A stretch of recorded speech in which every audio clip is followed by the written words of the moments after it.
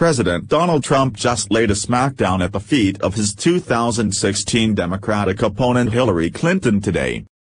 Trump took to Twitter this morning and called crooked Clinton the worst and biggest loser of all time, and he added, "She just can't stop, which is so good for the Republican Party.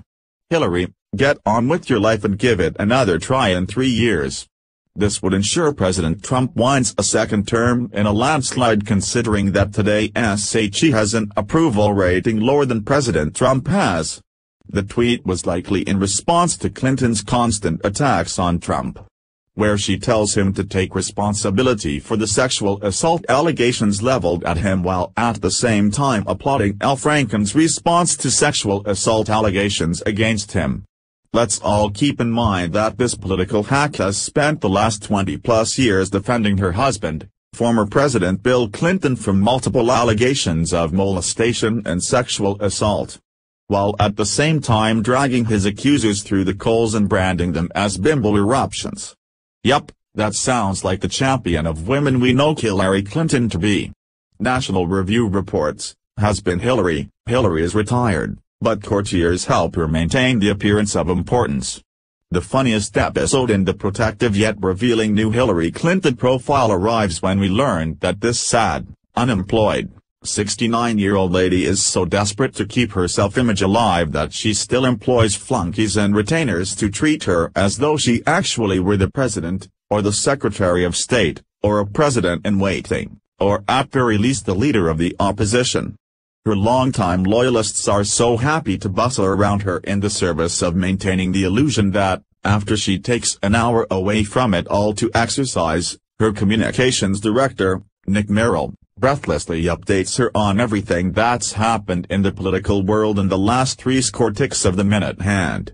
Her profiler, Rebecca Traister of New York Magazine, obviously a great admirer but one who declines to throw herself overboard from reality for the sake of giving Hillary more company bobbing about in the sea of fancy, writes that Clinton listens to the barrage of updates, nodding like a person whose job requires her to be up-to-date on what's happening, even though it does not. Ouch. Hillary Rodham Clinton isn't merely in a state of denial. She has become Bruce Willis in The Sixth Sense. Politically speaking, she is dead, but she doesn't know it.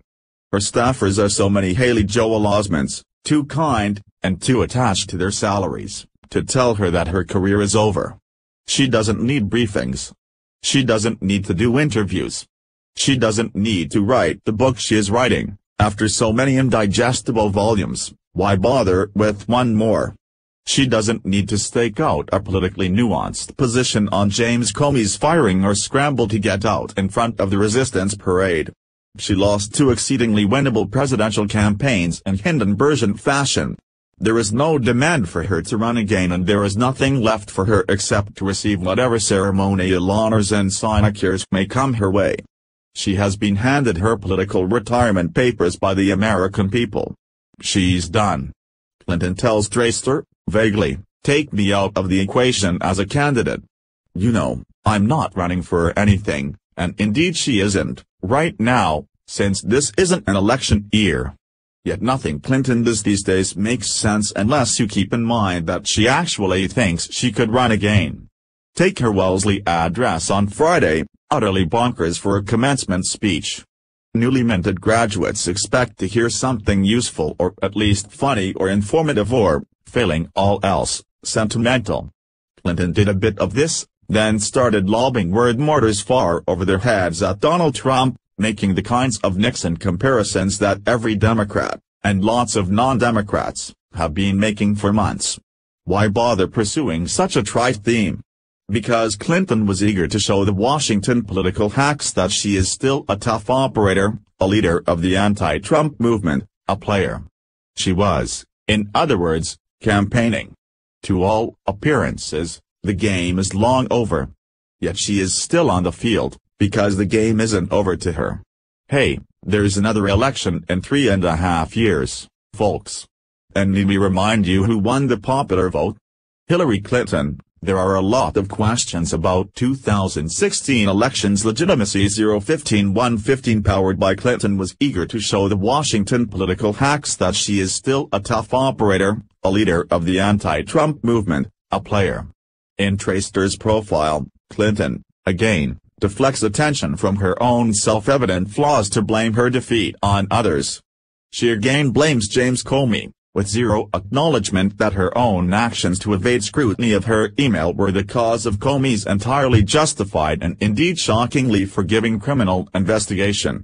She, again, blames the Russians, even though she acknowledges that the actual content of the WikiLeaks emails from her own fellow Democrats was inconsequential. She, again, blames misogyny, a non-falsifiable theory with no evidence behind it except that citizens supposedly came up to her and said things like, "Gosh, I'm not sure we're ready for woman president," with the added fill-up that women who voted against her are internalized misogynists. She blames the suppression of the vote, particularly in Wisconsin, channeling an investigation from progressive fantasists published in The Nation that is so lacking in credibility that it was debunked by Slater and ignored by most of the Hillary-friendly media. Clinton does not mention that she made more campaign stops in Arizona than in Wisconsin. She forgets that she ignored the advice of her own husband that it was unwise to write off white working-class voters. She does not allude to her having hidden from the public a bout with pneumonia until she was forced to release information when a random bystander happened to make a video of her collapsing on a mild day in New York City. She doesn't reflect on her uninspiring speeches or her off-putting personality. Traster doesn't press her on any of these matters, and the anticipation of that treatment is why Clinton agreed to speak to someone like Traster in the first place. In lieu of all of this, Clinton seeks to present herself as the most forceful opponent of the Trump administration. Should the president be impeached, she'll be able to say, "Hey, I called it." But she isn't leading the national conversation, she's mouthing along with it, like any other retiree talking back to cable news at home. Even if the Trump administration proves to be the catastrophe she foresees, there is no reason the Democrats would turn back to her for a third run. Every time she draws attention to the Trumpian flaws that were conspicuous to all during the campaign, she doesn't hear the obvious rejoinder echoing in every American's mind, "Then why couldn't you trounce him?" Sadly, President Trump has had to have constant back and forth since his election with crooked Hillary because the woman just can't seem to accept the fact that she had her behind handed to her in the 2016 presidential election. Trump has recently pushed for Clinton to be investigated by the Justice Department for her, and the Clinton Foundation's part in the Uranium One scandal, which gave 20% of our uranium deposits to Russia. Listen up, crooked Hillary. The difference between Senator Franken's case and the cases of President Trump and Judge Moore is that in Franken's case there is proof. An actual picture of him committing the crime. As in the case of your husband having to settle the sexual assault cases, there is no concrete proof whatsoever of any wrongdoing on the part of President Trump or Judge Moore. Please share if you agree crooked Hillary needs to go.